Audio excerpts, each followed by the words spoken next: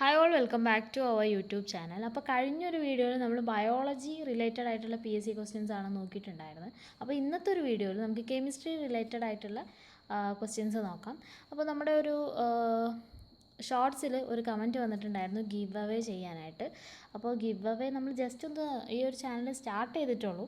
അപ്പോൾ നമുക്കൊരു 1K subscribers ഒക്കെ ആകുന്ന സമയത്ത് നമുക്ക് എന്ത് ചെയ്യാം, കറക്റ്റായിട്ട് ആൻസേഴ്സ് കമൻറ്റ് ചെയ്യുന്നവരെ എടുത്തുനിന്ന് ഒരു ആളെ സെലക്ട് ചെയ്തിട്ട് നമുക്ക് ഗിവ് അവേ വിന്നേഴ്സിനെയൊക്കെ അനൗൺസ് ചെയ്യാം. അപ്പോൾ നമുക്ക് ക്വസ്റ്റ്യനിലേക്ക് കിടക്കാം.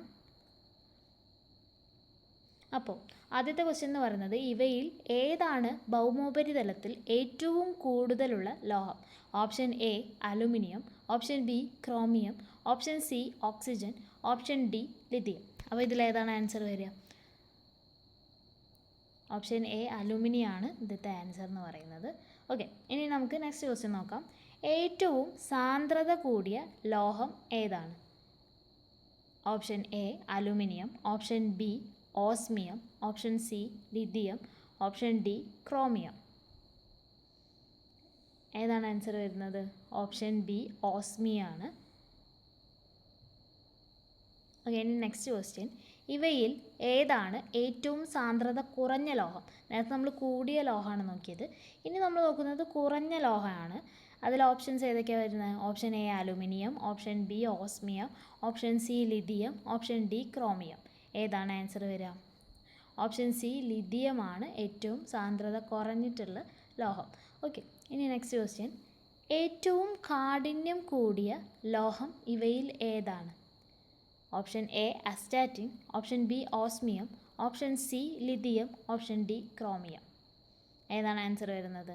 Option D chromium. ക്രോമിയമാണ് ഏറ്റവും കാഠിന്യം കൂടിയ ലോഹം. ഓക്കെ,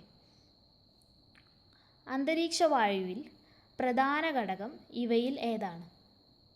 ഓപ്ഷൻസ് വരുന്നത് option A hydrogen, option B nitrogen, option C oxygen, option D carbon. അപ്പോൾ ക്വസ്റ്റ്യൻ ശ്രദ്ധിക്കുക, അന്തരീക്ഷ വായുവിലെ പ്രധാന ഘടകമാണ് ചോദിച്ചിട്ടുള്ളത്.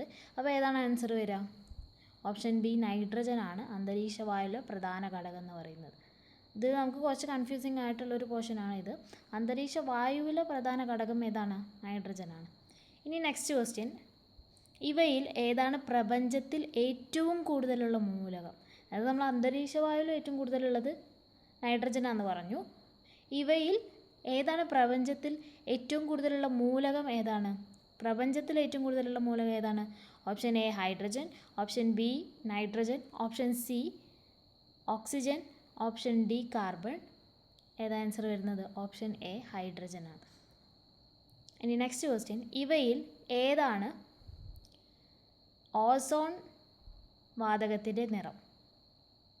ഓപ്ഷൻ എ നീല, ഓപ്ഷൻ ബി മഞ്ഞ, ഓപ്ഷൻ സി ചുവപ്പ്, ഓപ്ഷൻ ഡി പച്ച. ഏതാണ് ആൻസർ വരുന്നത്? ഓപ്ഷൻ എ നീലയാണ് ഓസോൺ വാതകത്തിൻ്റെ നിറം. ഓക്കെ, ഇനി നെക്സ്റ്റ് ക്വസ്റ്റ്യൻ.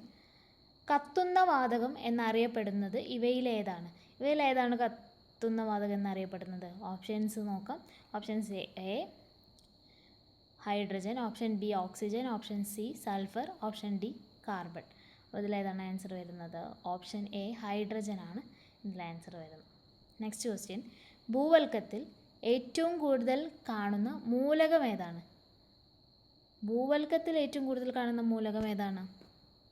ഓപ്ഷൻസ് നോക്കാം. Option A hydrogen, option B oxygen, option C sulphur, option D carbon. ഇതാണ് ഞാൻ പറഞ്ഞത്, കുറച്ച് കൺഫ്യൂസിങ് ആണ് കൂടുതൽ ഏതാണെന്ന് ചോദിക്കുമ്പോൾ അല്ലേ. ഭൂവൽക്കത്തിൻ്റെ കാര്യമാണ് പറയുന്നത്. ഭൂവൽക്കത്തിൽ ഏറ്റവും കൂടുതൽ കാണപ്പെടുന്ന മൂലകം ഏതാണ്? ഓപ്ഷൻ ബി ഓക്സിജൻ ആണ്. ഓക്കെ, ശിലാതൈലം എന്നറിയപ്പെടുന്നത് ഇവയിൽ ഏതാണ്? Option A naphthalene, option B oxygen, option C petroleum, option D bitumen. ശിലാതൈലം എന്നറിയപ്പെടുന്നത് ഇവയിൽ ഏതാണ്? ഓപ്ഷൻ സി പെട്രോളിയമാണ്. അപ്പം ഇത്രയേ ഉള്ളൂ ഇന്നത്തെ വീഡിയോ. അപ്പോൾ ഇഷ്ടപ്പെട്ടാൽ ലൈക്ക് ചെയ്യുക, ഷെയർ ചെയ്യുക, ചാനൽ ഒന്ന് സബ്സ്ക്രൈബ് ചെയ്ത് സപ്പോർട്ട് ചെയ്യാം. നമുക്ക് ഗീവ് അവേൻ്റെ കാര്യമൊക്കെ പിന്നീട് ആലോചിക്കാം. ഓക്കെ.